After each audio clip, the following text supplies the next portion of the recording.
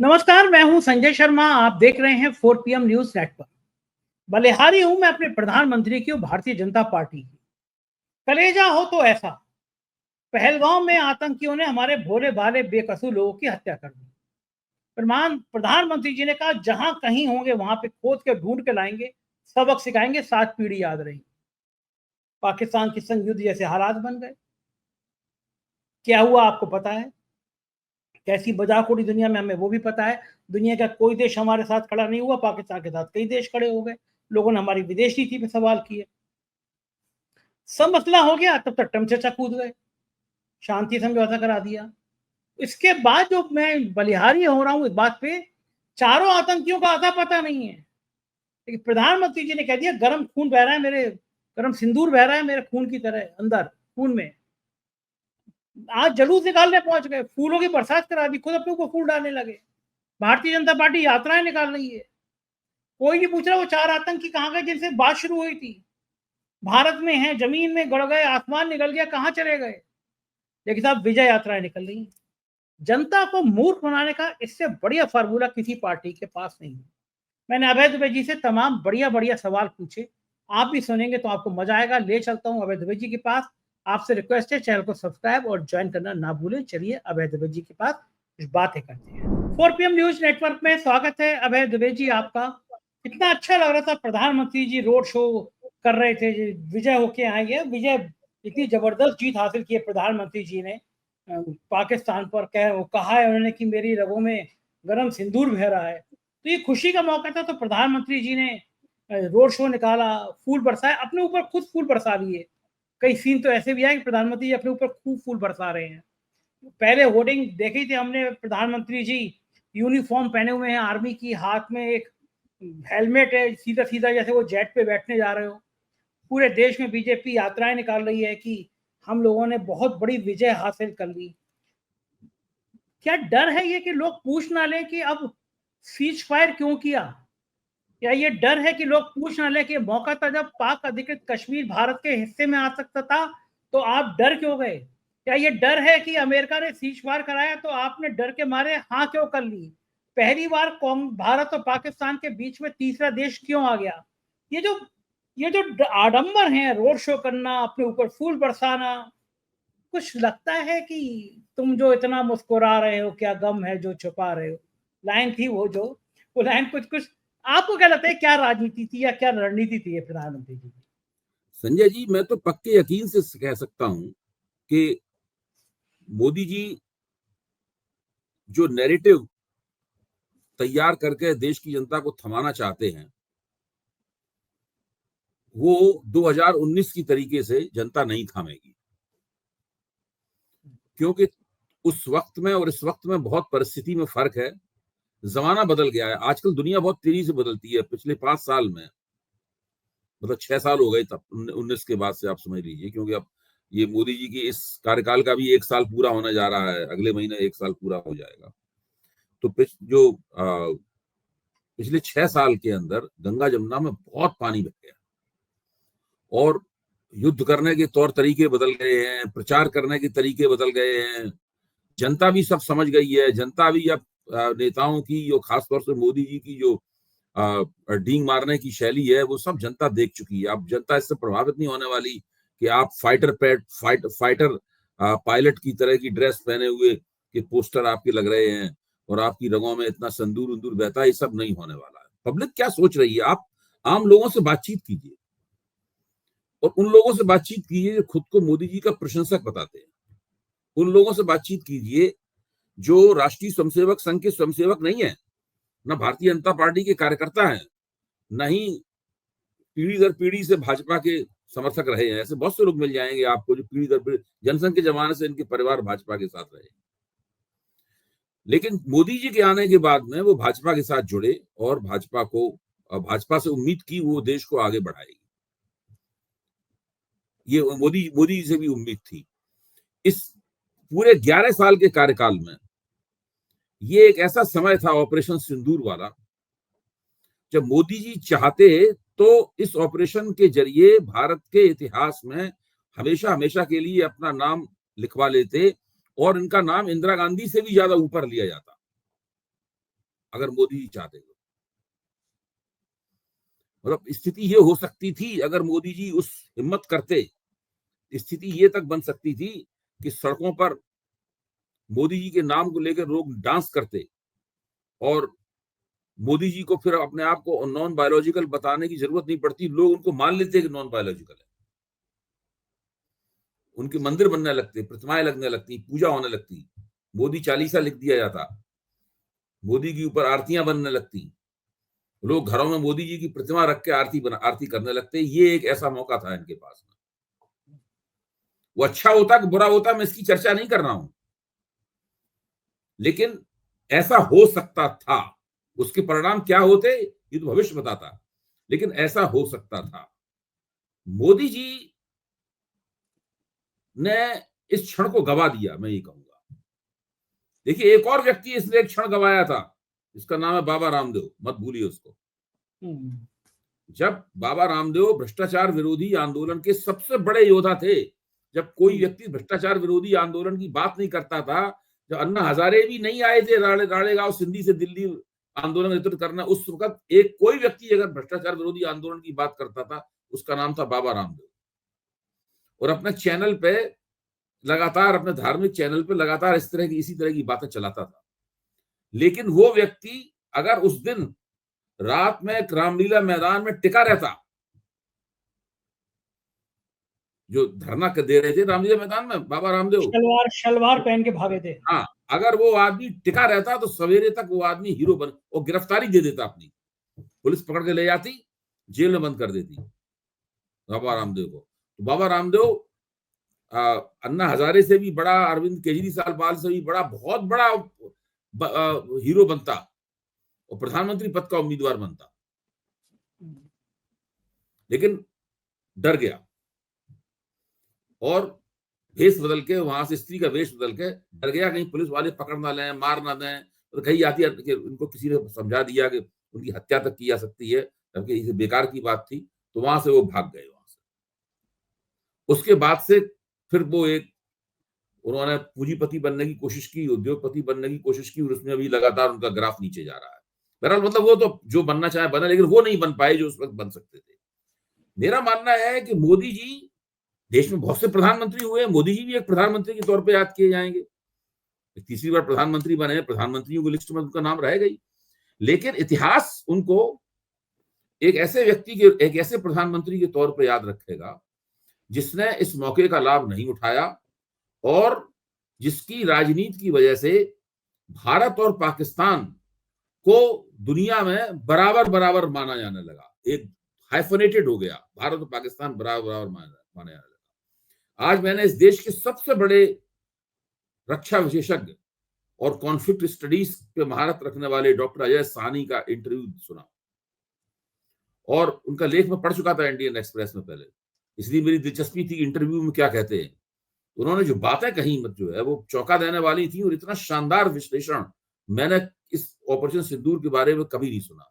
उनका कहना था कि जिस तरह सरकार ने ऑपरेशन सिंदूर को राजनीतिक रूप से डील किया है, इस तरह से राजनीतिक रूप से जो राजनीति सरकार ने चलाई, उसकी वजह से भारत को बहुत नुकसान हुआ है। वो अक्षमता बताती है कि भारत मोदी सरकार में ऐसा कोई व्यक्ति नहीं है जो युद्ध और इन तमाम बातों को ठीक से गहराई से समझ सके। ऐसा कोई विशेषज्ञ इनके पास नहीं है। दूसरी बात अजय साहनी ने यह कही कि इस सरकार की सबसे बड़ी कमी यह है कि ये इसको प्रचार की कभी ना मिटने वाली भूख है। मतलब हर काम का उसे प्रचार करना है, हर चीज का दावा करना है, हर चीज का श्रेय लेना है, और ये एक ऐसी भूख है इस सरकार की, कभी मिटती नहीं है। उन्हें पिछली सरकारें भी सीमा के पार जाती थी, अपनी कुछ कोवर्ट यानी कुछ गुप्त कार्रवाइयां करती थी, कोई दावा नहीं करते थे, कुछ नहीं होता था।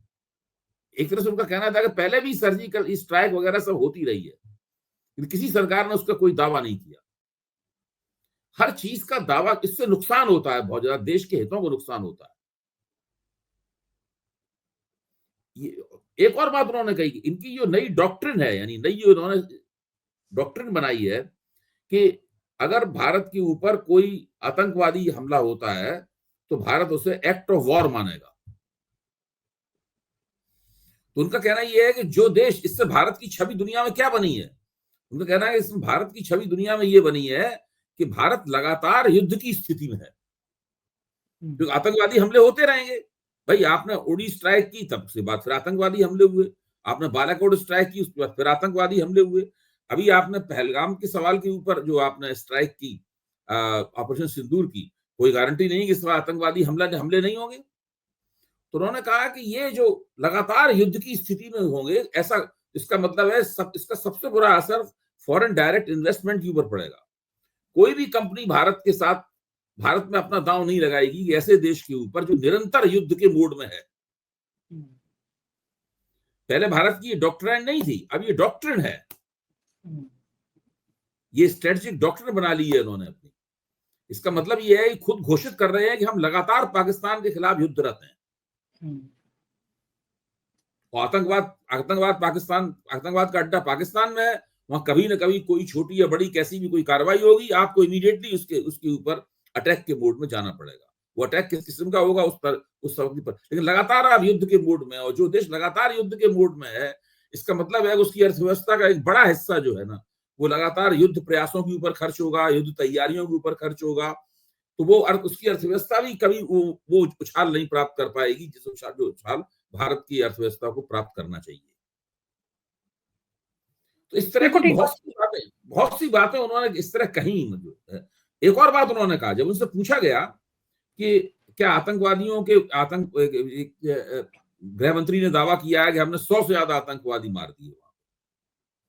उनका कहना है कि जरूर मारे होंगे, 100 नहीं मारे होंगे, 150 मारे होंगे, ये अभी कोई उन्होंने कहा हम उनकी बात का खंडन नहीं कर रहे, हो सकता मार दिए हों, 100 या उससे ज्यादा मार दिए हों, लेकिन इनमें से कोई भी आतंकवादी ऐसा नहीं है जो बड़े स्तर का हो, ये सब मझोले और निचले स्तर के लोग। और उन्होंने कहा कि जो जैश ए मोहम्मद और लश्कर ए तैयबा के जिन हेडक्वार्टर्स को भारत की मिसाइलों ने तबाह किया है, वहां पे उनका मानना है कि उसको पाकिस्तान सरकार ने पहले ही घोषणा कर दी, उनको दोबारा बनाया जाएगा,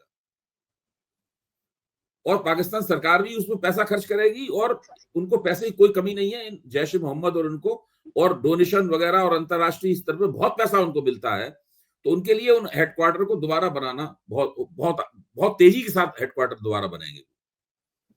फिर उन्होंने कहा कि ये जो दावा किया जाता है कि हमने पाकिस्तान के 20% जो पाकिस्तान की हवाई ताकत का 20% तबाह कर दिया है। तो उन्होंने कहा मैंने तो जो कुछ देखा है, जो इंटरनेट के जरिए, सैटेलाइट के जरिए तस्वीरें मिली हैं, उससे नहीं लगता है कि पाकिस्तान की जो हवाई ताकत है, जो हवाई ताकत के ऊपर कोई अटैक हुआ हो। जैसे कहीं हवाई पट्टी है, उसमें वहां मिसाइल गिरी तो वहां गड्ढा हो गया, तो उसको ठीक कर दिया जाएगा। भाई 15 दिन लग जाएंगे, 20 दिन लग जाएंगे, महीना भर लग जाएगा, वो ठीक। ऐसी कोई बात नहीं, ऐसा कुछ नहीं हुआ कि पाकिस्तान के हवाई जहाज एक जगह खड़े हो, उनकी मिसाइल गई हो, उसमें 10 हवाई जहाज पाकिस्तान के चले गए हो। इस तरह का कोई क्लेम भी नहीं है भारत का, इस तरह कोई। तो उनका जिस तरह सिलसिलेवार उन्होंने सारी बातों को रखा।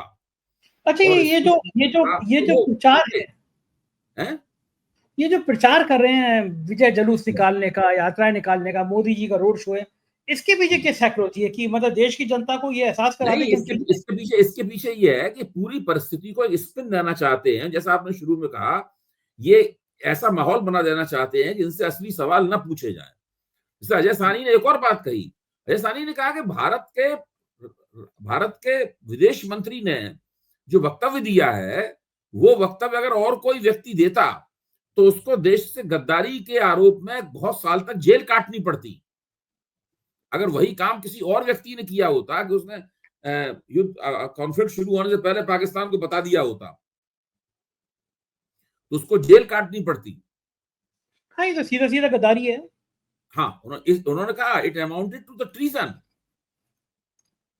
सीधे सीधे गद्दारी है उन्होंने कहा, और ये आधिकारिक रूप से की गई गद्दारी। उन्होंने कहा कि अभी तक हम लोगों को एहसास नहीं हो पाया है कि कितनी बड़ी बात ये हो गई है, ये आधिकारिक रूप से सरकार द्वारा किया गया काम है। ये तो कोई सोच नहीं सकता था कि कोई ऐसा करके वो बता भी देगा। उन्होंने कहा कि इस सूचना की वजह से वो हाईएस्ट अलर्ट पे चले गए वो लोग पाकिस्तानी। और जो एलिमेंट ऑफ सरप्राइज होता है युद्ध में, हमेशा जब हमला करते हैं तो आपके दुश्मन को पता नहीं होना चाहिए कि आप उस पर हमला कर रहे हैं। फिर उन्होंने कहा ये जो बात कही गई थी, आप सुनिए क्या क्या बातें बता रहा हूं पॉइंट वाइज। उन्होंने जो बात कही गई थी कि हमने सेना को खुली छूट दे दी, उन्हें खुली छूट कहाँ दी आपने? आपने तो पहले ही कह दिया कि आप पाकिस्तानी टेरिटरी में 100 किलोमीटर अंदर तक जाएंगे, लेकिन किसी पाकिस्तानी फौज के किसी भी ठिकाने पर हमला नहीं करेंगे। खुली छूट कहाँ है? आपने तो उनके हाथ बांध दिए थे। हाँ, ठीक बात है। यानी आपने उनको खतरे में भेजा। अच्छा, और आप उनके लोगों को मारना भी चाहते हैं। आप दावा भी कर रहे हैं कि हमने 100 लोगों को मार दिया। तो उनका कहना यह है कि सारी उसने किसने सोचा, ये पूरी रणनीति किसने बनाई? वो महान आत्मा कौन है? अजय साहनी ये कह रहे हैं कि वो महान आत्मा कौन है जिसने ये रणनीति बनाई थी। सही बात है, इतना शानदार। मैं आपको भेजूंगा वो इंटरव्यू, आप देखिएगा, आप इंटरव्यू सुनिए। आप कितनी आप सही सुंदर बात है, भाषा में। इतनी शानदार रणनीति बनाने वाला तो महान ही आदमी होगा। अब हाँ, बचे कुछ ही कसर ये यात्राएं निकाल के और विजय। उनका कहना यह है कि अच्छा, जब उनसे पूछा गया कि इस पूरे कॉन्फ्लिक्ट में 4 दिन जो कॉन्फ्लिक्ट हुआ, मिलिट्री कॉन्फ्लिक्ट हुआ, इसमें भारत को फायदा हुआ कि पाकिस्तान को फायदा हुआ, कौन लाभ में रहा? तो उनका कहना था कि ना भारत को कोई लाभ हुआ ना पाकिस्तान को कोई लाभ हुआ। लाभ कुछ और लोगों को हो रहा है, जो हथियार बेच रहे हैं, अमेरिका हो गया, हाँ, चीन हो गया। सबसे बड़ा लाभ उन्होंने चीन को हो रहा है। हाँ, सही मतलब बात, तो चीन मार्केट चीन जो हथियार बना रहा है, पाकिस्तान को उसने शोकेस बना दिया। हथियार पाकिस्तान इस वक्त शोकेस है, वहां चीनी हथियार सजे हुए हैं और इस मिलिट्री कॉन्फ्लिक्ट में उनका इस्तेमाल हुआ है। चीन और चीनी हथियारों की प्रतिष्ठा बहुत बढ़ गई है और चीन बहुत बड़े पैमाने पर अब सारी दुनिया में अपने हथियारों को बेचेगा इस मिलिट्री कॉन्फ्लिक्ट के कारण। तुर्की को फायदा हुआ है इस मिलिट्री कॉन्फ्लिक्ट के कारण, वो जो है तुर्की को ना, फायदा हुआ है। और इस दबाव में आके जहां से भारत खरीदेगा हथियार या विमान, उनको फायदा होगा। वो ये मारा गरीब जाता है और मजे में ये लोग रहते हैं जो हथियार की लॉबी अच्छा, रहते हैं। अब और आप देखिए, अब आप देखिए कि जब ऐसे अजय साहनी जैसे लोग, और ये बात केवल अजय साहनी नहीं, अजय साहनी तो बहुत बड़े विशेषज्ञ हैं, लेकिन ये सब बातें और लोगों के दिमाग में हैं। जैसे उन्होंने कहा बिल्कुल कश्मीर के मुद्दे का अंतर्राष्ट्रीयकरण हो चुका है। कितना अच्छा लगता है कि निशिकांत दुबे जैसे आदमी जो यहाँ हिंदू मुसलमान की घिनौनी राजनीति कर रहे हैं, अब वो सऊदी में जाके कह रहे हैं कि नहीं भैया, बहुत हम लोग मिलजुल के रहेंगे और बड़े सामाजिक सौहार्द है हमारे यहाँ। ये ऐसे डायलॉग बोल बोल के एक तरफ ऐसा काम करोगे, दूसरी तरफ विदेशों में जाके ये करोगे। विदेशों को जो डेलीगेशन गए हैं, क्या लगता है वो कि वॉशिंगटन पोस्ट, न्यूयॉर्क टाइम्स, इन बड़े अखबारों ने छापा है या किसी बड़े और अखबारों ने छापा है? कोई फायदा हुआ है?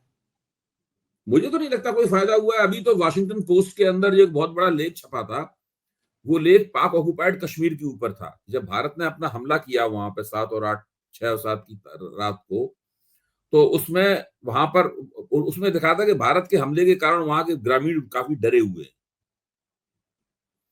अच्छा, अजय साहनी ने एक और बात कही, मैं आपके दर्शकों के साथ में वो इंटरव्यू के जो कुछ बिंदु हैं वो जरूर साझा करना चाहूंगा। ये बिंदु बहुत महत्वपूर्ण है।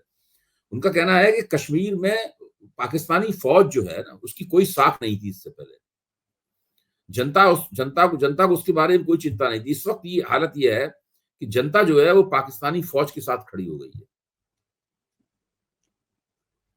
जबकि हम लोगों की कोशिश ये होनी चाहिए थी कि जनता और पाकिस्तान के हुक्मरान उनकी फौज को अलग अलग करते। हम लोग इस प्रकार प्रोपेगेंडा करना चाहिए था, जबकि भारत के न्यूज चैनलों ने ये जिस प्रकार का प्रोपेगेंडा किया है, उससे वहां के लोग जो है, वहां की सरकार और वहां की फौज, उन तीनों के बीच में जबरदस्त एकता स्थापित हो गई। चैनलों ने भी कमाल कर दिया था कि हम लाहौर चले गए और कराची में बम फाड़ दिया हमने, इस्लामाबाद कब्जा कर लिया, कुछ भी नहीं।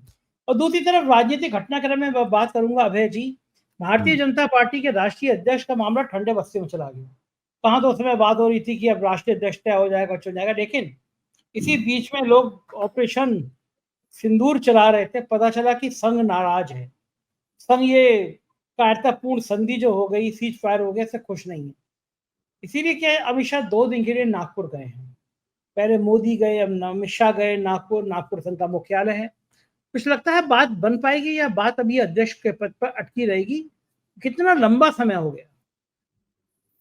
देखिए, भारतीय जनता पार्टी की तो बड़ी अनुशासित पार्टी माना जाता था और राष्ट्रीय स्वयंसेवक संघ भी दावा करता था कि वो अनुशासन का सबसे बड़ा केंद्र और अनुशासन की सबसे बड़ी प्रतिमूर्ति जो है वो राष्ट्रीय स्वयंसेवक संघ है।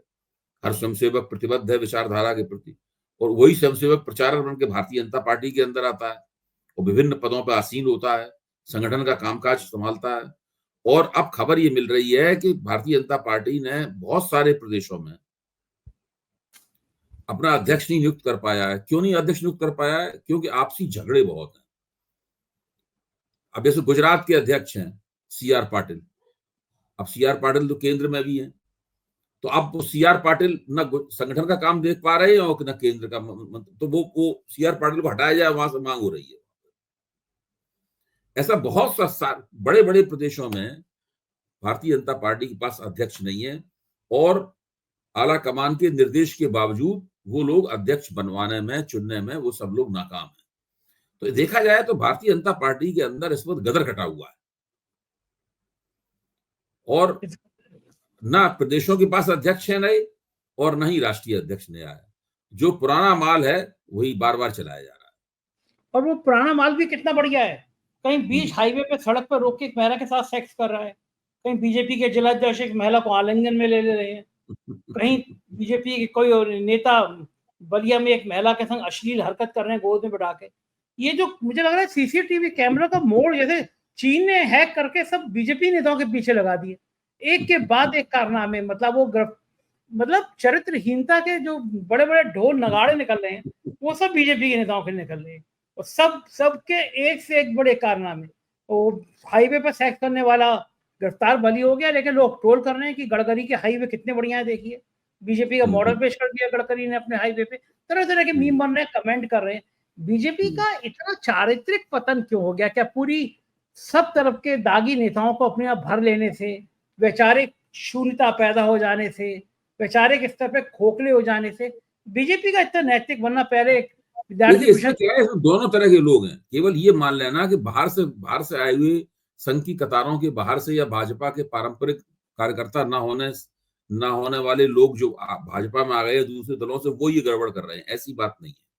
अब आप ये देखिए, ये सेक्स करने वाले लोगों, इनको तो अभी हम थोड़ा एक सेकंड अभी जी, मुझे याद आ गया कि संघ की पृष्ठभूमि से राघव जी भी आए थे, अपने नौकर के संग पकड़े गए थे सेक्स करते हुए। राघव जी मंत्री थे वो तो। अच्छा, अब मैं आपसे बिल्कुल ठीक है, अब मैं आपसे एक बात बताता हूँ कि ये जो जिन सज्जन ने ये कहा है कि कर्नल सोफिया कुरैशी आतंकवादियों की बहन है, वो तो 8 बार के विधायक हैं। हाँ, 8 बार का विधायक का मतलब है 40 साल से है विधायक वो आदमी। हाँ। तो वो तो आदमी बाहर से नहीं आया है। अच्छा, वो जांगड़ा नाम का व्यक्ति जो है, जिसने कहा है कि हिमांशी नरवाल में वीरांगना ऐसी कोई बात नहीं थी, तो हाथ जोड़े थी, उन्हें तो वीरांगना का चरित्र दिखाना चाहिए था, मतलब है। अच्छा, वो आदमी लोकदल के जरिए आया बीजेपी में। तो इससे आप अंदाजा लगाइए, दोनों तरह ये सवाल बाहर से आए हुए और अंदर वाले लोगों का नहीं है, ये सत्ता का चरित्र है। 10 साल हुए इनको राष्ट्र सत्ता में। 10 साल में इतनी विकृतियां आ गई हैं कि कोई भी चीज कुछ भी नियंत्रित नहीं हो रहा है। ना जुबान नियंत्रित है और ना ही चरित्र के सवाल पे कोई संयम है। एक से एक लोग जो है वो लगोट के कच्चे साबित हो रहे हैं, ये सब हालत है। तो दिखता नहीं होगा कि मोहन भागवत जी को कि ये कहां से भरपाई हो जा रही है कि बीजेपी के लोग, संघ के लोग सब चारित्रिक रूप से पतन हुए जा रहे हैं? देखिए, मुझे पहले जब मैं वो अपनी किताब लिख रहा था हिंदू एकता बनाम ज्ञान की राजनीति, तो उस वक्त मैंने गुरु गोलवलकर के साहित्य का अध्ययन किया और कई चीजें पढ़ी उसमें। तो मुझे लगा था कि संघ में एक कुछ इस तरह की खूबी है जिससे वो सत्ता का लाभ तो उठाता है, लेकिन सत्ता के प्रभावों से अपने आप को अछूता रखने में सफल होता है। ये ऐसा मुझे लगा था। अब मैं अपने इस राय को बदलने के लिए तैयार हूं, क्योंकि मैंने देखा है कि ये संघ भी सत्ता के जो दुष्प्रभाव हैं उनसे अछूता नहीं रह पा रहा है। बहुत बुरी हालत हो गई है उनके। हाँ, वो सब वो प्रचारक भाई साहबों की चर्चा जिस तरह हो रही है दिल्ली के अंदर, उससे मुझे लग रहा है कि बात वो नहीं है जो मैं समझता हूं। गजब है। हमारे यहाँ के तो एक प्रचारक महोदय संगठन मंत्री थे, वो एक बिल्डर के संग अटक गए। वो तो अगले डीजीपी के नाम भी वही तय करा रहे हैं। साय साहब कई लोगों को असहाय कर चुके हैं, दावा कर रहे हैं कि अगली भी हैरी रोड पे मेरे गेस्ट हाउस में बैठ के तय होगा। उत्तर प्रदेश में वो संगठन मंत्री के एक रहे हैं, संगठन मंत्री के बड़े करीबी हैं। सही बात है भाई साहब, लोगों ने बड़ी भारी भारी क्रांति की है। बहुत बहुत शुक्रिया अभय जी, आपने बातचीत की, समय दिया, थैंक यू। ये थे अभय दुबे जी। कुछ को यकीन है बातचीत पसंद आई होगी। पसंद आई हो तो एक प्यार भरा कमेंट करिए और बताइए कि क्या क्या और सुधार था, होना चाहिए था इसमें। शुक्रिया, थैंक यू।